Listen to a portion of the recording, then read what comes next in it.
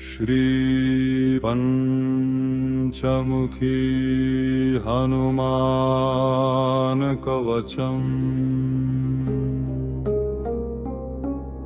ॐ श्रीरामदूताय अंजनेयाय वायुपुत्राय महाबलपराक्रमाय सीतादुःखनी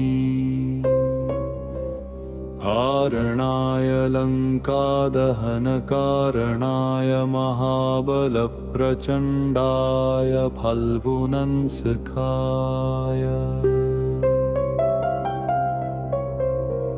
कोलाहलसकलब्रह्माण्डविश्वरूपाय सप्तसमुद्रनिर्लङ्घनाय पिङ्गलनयनाय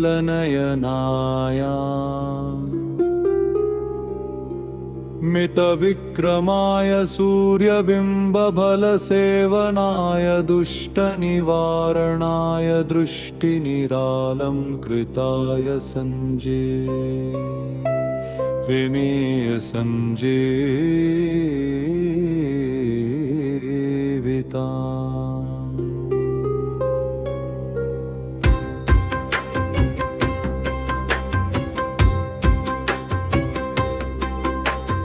खड्गलक्ष्मणमहाकपिसैन्यप्राणाय दशकण्ठविध्वंसनाय रामेष्टाय महाफल्गुनंसखाय सीता सहित रामवरप्रदाय शप्रयोगागम पञ्चमुखवीर हनुमन्मन्त्रजपे विनियोगः।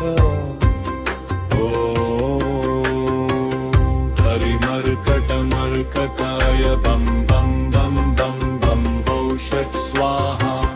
हरिमर्कटाय बम बम बम बम बम भक्त स्वाहा। हरिमर्कटाय खे खे खे खे खे खे मारणाय स्वाहा।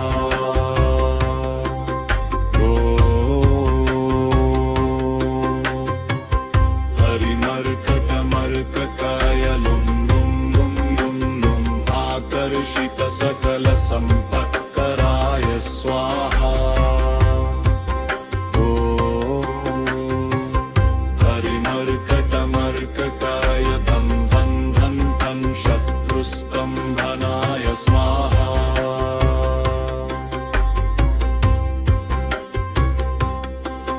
ॐ अं कूर्ममूर्तये पंचमुखवीर हनुमते परतन्त्रोच्चाटनाय स्वाहा।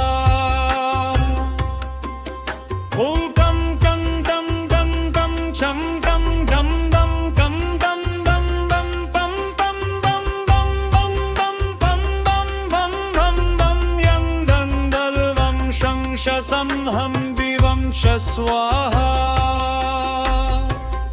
इति दिग्बन्धः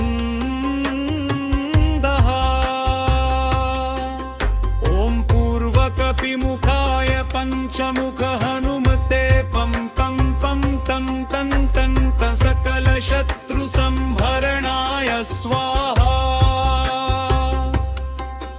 ॐ दक्षिणमुखाय पंचमुख हनुमते करालवदनाय नरसिंहाय। ह्रीं रं ह्रीं रं ह्रीं रं सकलभूतप्रेत स्वाहा। ॐ पश्चिममुखाय गरुडाननाय पंचमुख हनुमते मम नाम सकल विषहराय स्वाहा।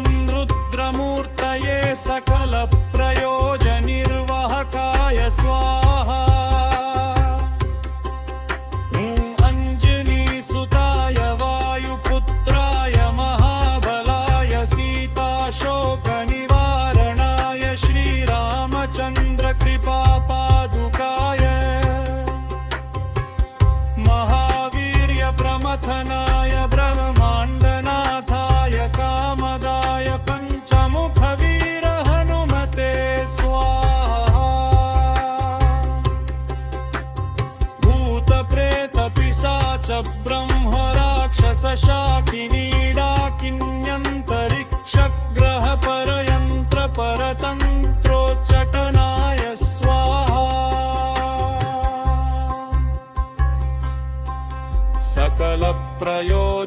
सकलप्रयोजननिर्वाहकाय पञ्चमुखवीर हनुमते श्रीरामचन्द्रवरप्रसादाय जन जन जन जन स्वाहा इदं कवचं पठित्वा तु महाकवच पठेन्नरः एकवारं जपेत् स्तोत्रं सर्वशत्रुनिवारणम् त्रिवारं तु पठेन्नित्यं पुत्रपौत्रप्रवर्धनम् त्रिवारं च पठेन्नित्यं सर्वसम्पत्करं शुभम्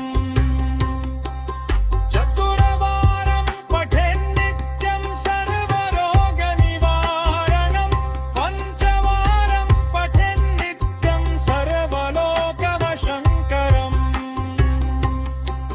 षड्वारं च पठेन्नित्यं सर्वदेववशङ्करम् सप्तवारं च पठेन्नित्यं सर्वसौभाग्यदायकम्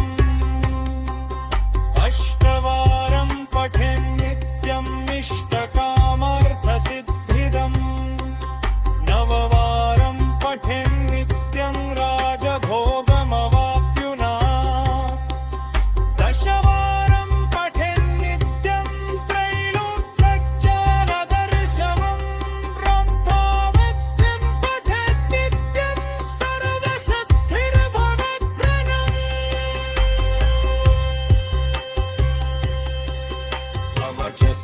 अवचस्मतनरेणेव महाभगनगानुयात्